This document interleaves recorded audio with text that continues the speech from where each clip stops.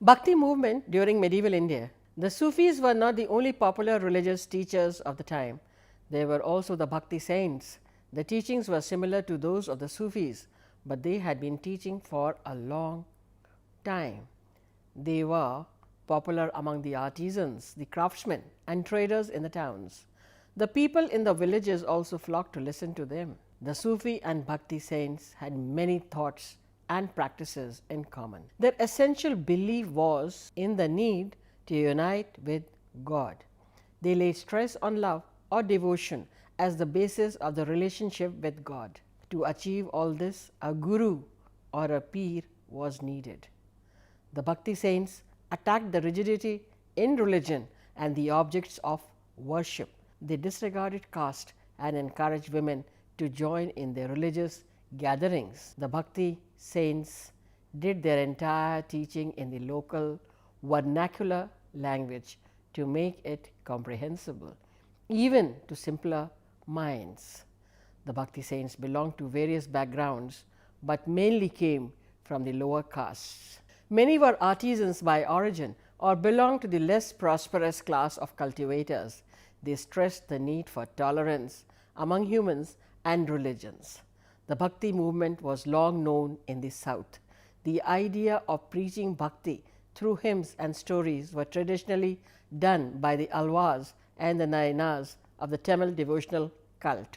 Guru Nanak, known to all, was born of a Khatri family in the village of Talwandi, which is now called Nankana.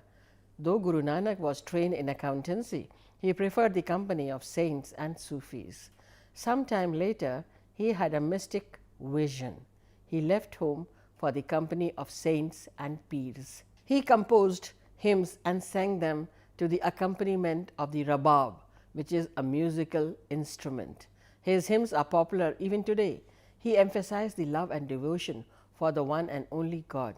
He strongly denounced idol worship, pilgrimages, sacrifices, and rituals as a way to achieving God. He demanded purity of character and conduct as the first condition of approaching God, and believed that anyone could have achieved spiritual life while doing his duties as a householder. Another saint was Ramanuja, who was from the south and who taught in the language of the common people.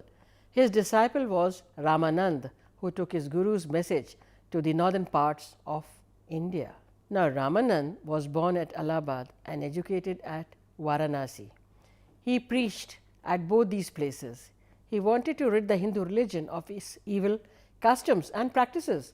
He wanted people to know that all men were equal in the eyes of God and there was nobody high born or low born. His followers belonged to different walks of life. For example, Kabir was a weaver, Sadhna was a butcher, and Ravidas was a cobbler, and Sena was a barber. Kabir was Ramanand's favorite disciple. Like Nanak, he criticized the existing social order and called for Hindu-Muslim unity. Kabir was the son of a Muslim weaver, strongly denounced idol worship, taking part in formal worship such as namaz, pilgrimages, or bathing in rivers. He wanted to preach a religion which was acceptable to all and that would unite all religions. He emphasized the unity of God. He called him by several names such as Rama, Govinda, Hari, and Allah. You must have read his dohas or couplets in Hindi. Chaitanya was a saint from Bengal. He was a devotee of Lord Krishna. Though he was a Brahmin, he condemned the caste system and emphasized on the equality of all. He wanted the people to know that true worship lay in love and devotion. He used to go into a trance singing devotional songs in praise of Lord Krishna. Mirabai was another Bhakti saint who worshipped, composed, and sang songs in praise of Lord Krishna. Like Chaitanya, she too would go into a trance in her love for the God. Namdev was a tailor. He wrote in Marathi. His poetry spoke of intense love and devotion to God. How did the Bhakti movement become so popular with the people? An important reason was that they challenged the caste system and the superiority of the Brahmins. They welcomed the ideas of equality and brotherhood, which the Sufi saints also preached. people were no longer satisfied with the old religion. They wanted a religion which could satisfy both their rationality as well as emotions. All the Bhakti saints emphasized oneness of God. They said that the path to God lay in devotion and bhakti to Him and not in any rituals. They condemned rituals and sacrifices. In northern India, it developed into two streams, the Nirgun Bhaks and the Sagun Bhaks. The Nirgun Bhaks were devotees of a formless God, even while calling Him variously as Rama, Govinda, Hari or Raghunatha. The most conspicuous among them were Kabir and Nanak. The Sagun Bhaktas were devotees of Rama, the son of Dashrath, or Krishna, the son of Devaki and Vasudeva. Some of the best examples of Sagun Bhakts were Tulsidas, who idolized Ram in his famous Ramcharitramanas, and Surdas, who sang praises of Krishna in his famous Sursagar. Ras Khan, a Muslim poet who was a devotee of Lord Krishna, also belonged to this tradition. The first important feature of Bhakti movement was the concept of oneness of God and brotherhood of all human beings. It did not discriminate against anyone on the basis of caste or gender. Its second important feature was surrender into God, who is all pervasive and capable of solving the problems of the devotees. The third important feature of Bhakti was an intense personal devotion to God with an emphasis on a good moral life. It was felt that chanting the name of God constantly purified the soul and prepared one for His grace. A true devotee does not want heaven or moksha. He only wants to chant the Lord's name and be born again and again to sing His praise. In addition came the Guru or spiritual teacher, whose function was to provide people with hope, strength and inner courage. He was supposed to be a person who had marched ahead on the path of bhakti and had probably realized God and hence was capable of leading others into Him. This brought in a system of pahul. Pahul was the sanctified water offered by a master to the pupil or shishya as a token of his being accepted as a trainee on his march to godliness. The Sikhs performed washing of the swords ceremony called Khande Ka Pahul, evolving in Peer Muridi custom, that is the saint soldier concept. Have you been able to notice here some of the features of the Bhakti tradition which are similar to the practices and ideas of the Sufis? The spirit of Bhakti pervaded the whole of the country and found vivid and beautiful expression in the religious poetry of the medieval saints and mystics, no matter what religious faith they belonged to. Their literary compositions, rendered into Geet, Kavvali, etc., united the people as nothing else could have done. It also stimulated the development of regional languages. Development of folk arts also took place during this time. The rural masses got opportunities to display their creative skills in many fields. Several occasions associated with agricultural operations, for example, the tilling of soil, sowing of saplings, picking of cotton, pulling out the weeds, and many other social functions provided opportunities for singing and dancing. Does this sound familiar to you? Yes, the festivals and rituals you perform today have continued from the past with necessary changes in keeping with time. The advent of rains becomes occasions for dancing and merrymaking. The gods were invoked and special pujas offered in the temples. It was also an occasion for enjoying the swings. Similarly, ladies on their spinning wheels, accompanied by other ladies, would sit together and sing till late into the night. This was a common sight in almost all the villages in India. It is important to note that almost every region developed its own peculiar dance form with a local flavor. Thus, Garba, Kalbela, Bhangra, Gidda, bamboo dance, Lavani and innumerable other dance forms came into existence. Today, some of these are performed during the Republic Day celebrations as well as on other festive occasions. Formal education was not considered very important for women, but it did not prevent them from showing their talent in various other fields. They displayed their creativity in needlework. In Rajasthan, girls came up with beautiful designs on odhnis, shirts, and ghagras. The Rajasthanis also created beautiful designs of tie and dye work in fabrics used both by men and women. Even today, we find the people of Rajasthan as the most colorfully dressed in India. Their lavishness could be seen in the way they decorated their animals, especially their horses, their bullocks, their camels, and even their elephants. In Punjab, the Phulkari is an important piece of work created by the girls. In and around Lucknow came up the chikankari work on shirts, salwars, and odhnis, and even saris. It appears that the dramatist about whom Bharata mentions in his Natya Shastra in the 5th century AD had not completely disappeared. The tamasha and the lavani forms of dance drama were developed in Maharashtra. The Pandavanis in central India and Merasis in northern India applied such art forms with slight modifications. So, also the puppeteers, the bard, and the mime moved from place to place, entertaining people in various ways. The acrobat and the juggler also could be seen moving from place to place. In some areas, the martial arts were developed, while wrestling has been popular all over India since time immemorial. Another area which was influenced by Islamic culture was painting. Humayun had spent more than 12 years in Persia as a refugee. He brought painters with him to India from Persia when he became the ruler of Delhi once again in 1555. Famous among them were Mir Sayyid Ali and Abdul Samad, who nurtured the tradition of painting manuscripts. An example of it is Dastan-e-Amir Hamza, which has nearly 1200 paintings. The period also witnessed the flowering of portrait and miniature paintings. However, what is amazing is that some of these painters tried to paint the classical ragas, thereby giving form and color to such abstract conceptions as music. Seasons or Baramasa paintings were similarly given artistic forms. Can you ever estimate the creativity of these artists? Nowhere else in the world, except perhaps in China, artists have tried to paint music or seasons. Akbar, Jahangir, and Shah Jahan continued to give patronage to these artists, and as a result, the Mughal school of painting continued to flourish. Akbar, as a liberal ruler, extended his patronage to painting.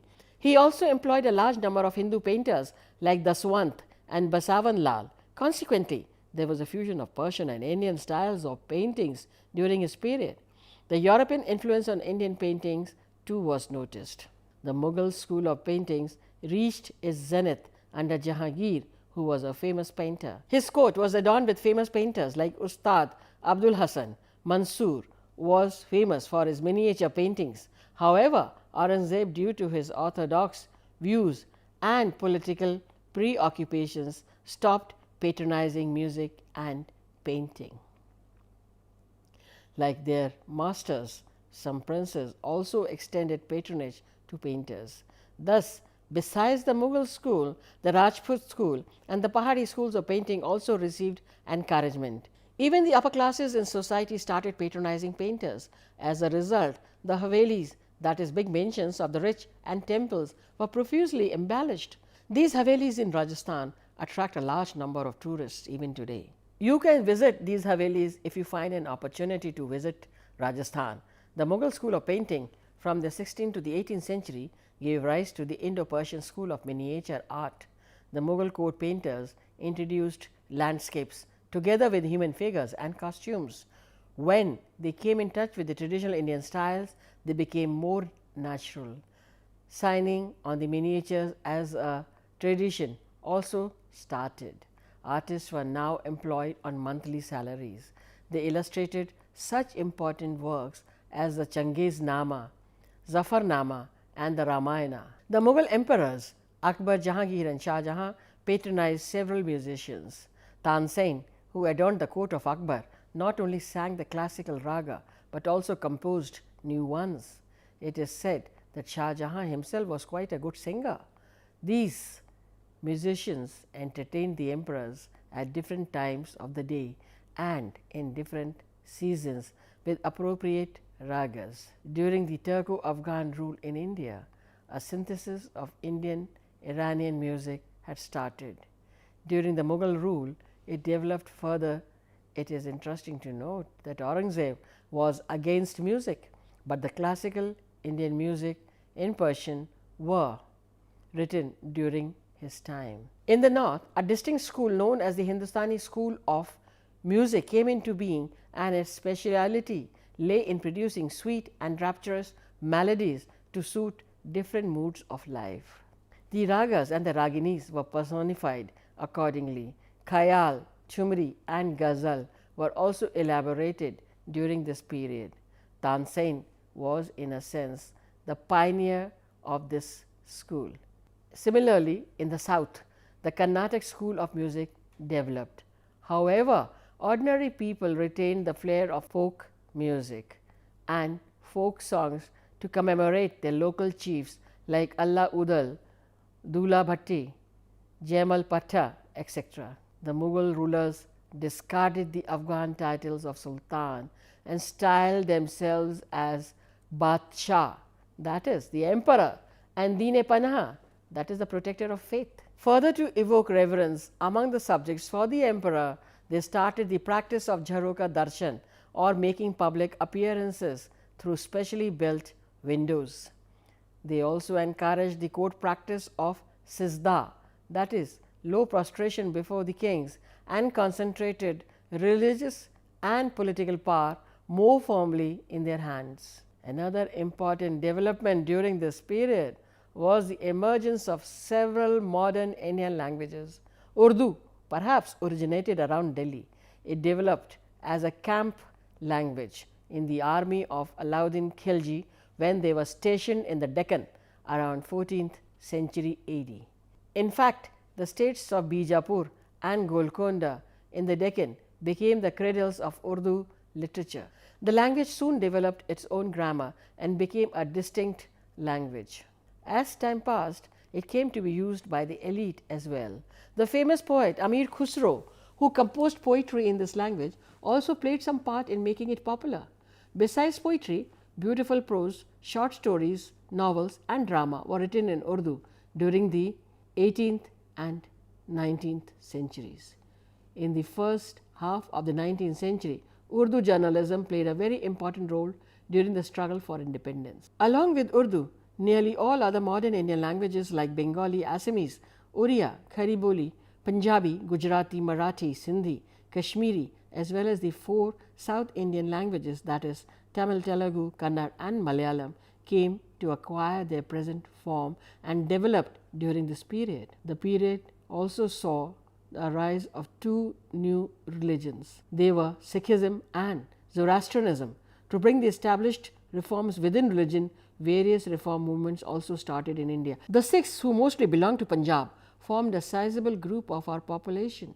The orthodox Sikhs believed that the religion was revealed by God to Guru Nanak, whose spirit entered the second and the subsequent Gurus till the 10th Guru, Guru Gobind Singh, ordained the Sikhs to treat the Adi Granth, popularly known as the Guru Granth Sahib, as their Guru.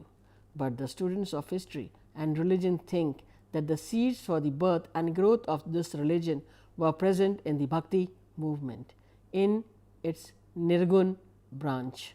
The Sikhs basically believed in a formless God, equality of all mankind, need of a Guru and the Pahul tradition. Sometimes the Gurudom was conferred on the son and sometimes on the best disciple. The 5th Guru, Guru Arjan Dev, gave the Sikhs 3 things. The first was in the shape of the Adi Granth, which contains the sayings of 5 Gurus and other allied saints. The second was the standardized script for Gurumukhi, in which the Adi Granth was first written. And finally, the site and the foundation of the Harmandir Sahib, or the Golden Temple, and the Akal Takht at Amritsar, the highest seat from where the diktats for the entire Sikh community are issued. The 10th Guru, Guru Gobind Singh, created the Khalsa, which means the pure, in 1699. He also ordained the Sikhs to take 5 vows, namely keeping of kesh, that is long hair, and a beard, the kanga, comb, the kada, a metallic bengal, kirpan, a sword, and kacha, an underwear extending to a little above the knees. Consequently, these symbols became the distinguished marks of a Sikh.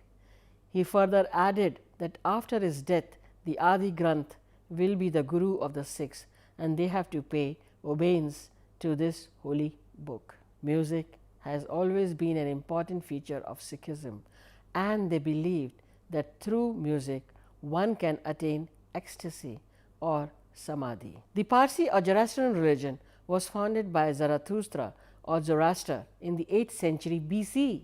He preached monotheism in the region now known as Persia. He taught the worship of fire and the presence of good and bad in the form of Ahur Mazda and Ahur Man. He also taught the ethical doctrine of kindness and charity. These doctrines are enshrined in the Zende Avastha. The Zoroastrians spread over the whole of Persia and remained the dominant religion till the 8th century AD, when Muslims conquered this region. Most of the Persians migrated to different parts of the world. They also came to India and settled at Navsari in Gujarat, and later on spread to almost all parts of India. They have contributed a lot to Indian culture. It was Dadabhai Naoroji, the famous nationalist leader and a Parsi, who exposed the hollowness of the British claim of civilizing India and not exploiting it. Another outstanding figure who belonged to this community was Jamshedji Tata, a pioneering Indian industrialist.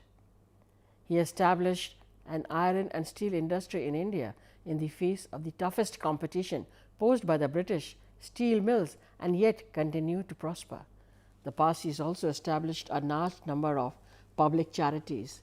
Zoroastrianism is not a proselytizing religion, and no new entrants are accepted into its fold under any circumstances. Thus, we can see that the cultural stream in India continued to assimilate all the newcomers, and the resulting cultural interaction gave Indian culture its characteristic multidimensional, multilingual, multi-religious, and yet composite nature. Between the 9th and the 11th centuries AD, a dynasty known as the Cholas were ruling the Cholamandalam region in southern India. The Cholas developed a strong army. Besides a powerful navy, Rajendra Chola is said to have conquered some Indonesian islands. They also developed democratic institutions at the village level. Even Buddhism and Jainism flourished in this region. Literature, fine arts, sculpture and metal castings of the highest order flourished under their patronage. The 14th century saw the rise of a new state called Vijayanagar, now called Karnataka. To the north of the state, across the Tungabhadra river, rose a new Islamic state called the Bahmani, now known as Andhra Pradesh. The Bahmani and the Vijayanagar kingdoms were pitted against each other over the rich Raichur Doab. In the Cholamandalam region, the Tamil language was popular. In Karnataka was Kannada, in Andhra Telugu, and in Kerala Malayalam flourished, all having different scripts. It is just possible that originally the entire region spoke Tamil, as it is a very old language. But by the Middle Ages, the four languages had come to have distinct identities. However, between the 14th and the 16th centuries, Vijayanagar achieved greater heights. Some foreigners who visited these areas in the 15th and 16th centuries have praised the kings, the town and the people. The remains of Vijayanagar, founded in Hampi, dazzle the world even today. During the Chola period, Kanchi became a great seat of learning. The Vijayanagar kings also became great patrons of art and learning. Now we should sum up the important points that we spoke in this video. The early Turkish rulers were called sultans, as they were supposed to be ruling on behalf of the caliphs. The Mughals replaced the sultans of Delhi. They patronized music, painting and architecture, and they ruled India till 1707, that is the death of Aurangzeb. They also built a large number of buildings. The Mughal Empire weakened and disintegrated after 1707. In this chaos emerged the British East India Company as a political power. The Sufis, with their attitude of piety, tolerance, sympathy, and concept of equality, had deep impact on the Indian people. The Bhakti movement of the 14th and the 16th centuries developed into two streams, the Nirgun and the Sagun Bhakts. The people developed their own regional and local folk traditions of dance and music. The medieval period saw the emergence of Urdu.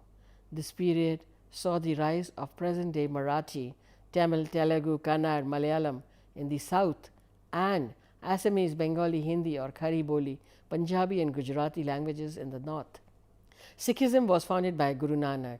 Guru Arjan Dev finalized the present script of Gurmukhi, the Adi Granth, and the site of Harmandir in Amritsar.